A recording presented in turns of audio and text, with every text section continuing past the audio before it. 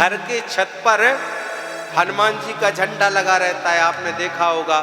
किसी के छत पर दुर्गा जी का झंडा लगा है, किसी के छत पर जय श्री राम का झंडा लगा है।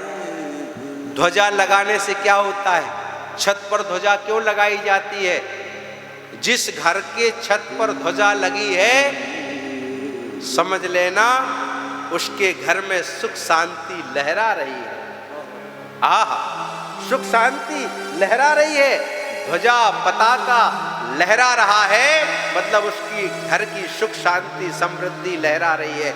इसलिए घर की छत पर ध्वजा लगाया जाता है। और ध्वजा लगाने से होता क्या क्या है, इस बात पर भी चर्चा कर लेते हैं। जिस घर में ध्वजा पताका लगी रहती है, झंडा लगा है, हनुमान जी महाराज की कृपा उसके ऊपर बनी है, माँ दुर्गा की कृपा उस घर के ऊपर बनी है, भगवान श्री राम की कृपा उस घर के ऊपर बनी है। और याद रखिएगा, जिस घर पर ध्वजा लगी रहती है, उस घर पर बुरी शक्तियां कभी प्रवेश नहीं कर सकती। नेगेटिव ऊर्जा उस घर में प्रवेश करने से पहले सोचना पड़ेगा। उस घर में कोई भूत प्रेत वास नहीं कर सकता जिस घर में ध्वजा पताका लगी हुई है। जिस घर में ध्वजा पताका लगी है, उस घर में क्या होता है? प्रभु का आगमन होता है, भगवान का आगमन होता है।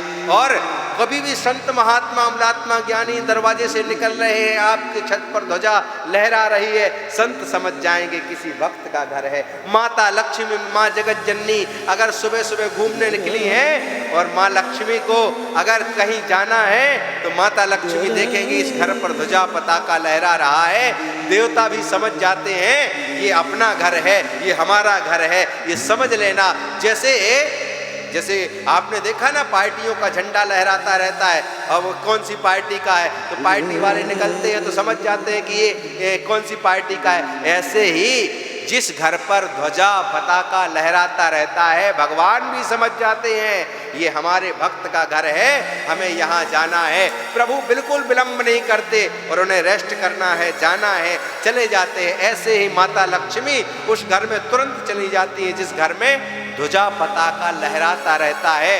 इसलिए हर घर में ध्वजा पताका लहराते रहना चाहिए, उसका पूजन करना चाहिए। और क्या करना चाहिए? प्रति वर्ष बदलते रहना चाहिए। अगर हनुमान जी महाराज का ध्वजा आपने लगाया है तो क्या करें? बोले जिस दिन हनुमान जी का पावन जन्मोत्सव आए, उस दिन आप हनुमान जी का नया ध्वजा बना करके अपने घर पर लगाएं। अगर आप जो है माँ भगवती के भक्त हैं तो क्या करना चाहिए? नवरात्रि में जो है ध्वजा पताका को बदल देना चाहिए। और अगर आप प्रभु श्री राम के भक्त हैं तो प्रभु श्री राम के भक्त को क्या करना चाहिए? बोले रामनवमी के दिन अपने ऊपर छत का ध्वजा पताका बदल देना चाहिए। इससे क्या होगा? घर में हमेशा प्रभु का वास होगा।